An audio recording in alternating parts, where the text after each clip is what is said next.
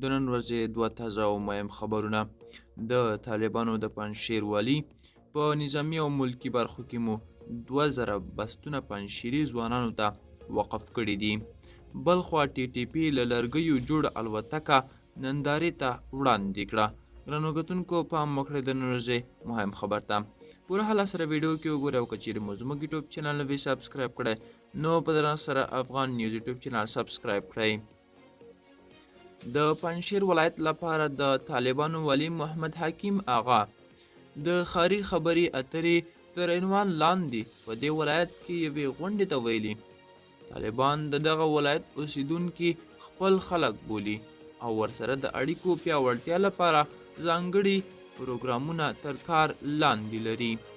نوموړی وایي روان کال د پنجشیري ځوانانو لپاره 2000 بستونه ځانګړي شوي چې 600 به یې د دوی په اردو او سلګونه نور کسان به یې په ملکي بستونو کې مقرر شي. نوموړي وویل دغه تصمیم د طالبانو رژیم د مشرانو له لوري له پنجشیر سره د ځانګړې پیرزوینې له مخې نیول شوی دی.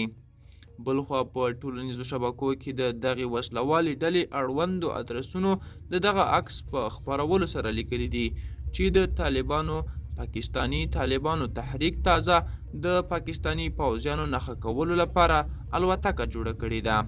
له لرګیو جوړه شوې دي نیمایشي الوتکې ته ګڼو څارونکو خپل نظرونه لیکلي دي. د احمد مسعود اڅکزي په نوم یو منتقد لیکلي دي ټول پوهیږي چې ټي ټي پي د پاکستان جوړه شوې ډله ده. ګنې په دغومره سطحي فکر او امکاناتو څنګه د مقابلې او جګړې امکان موجود دی.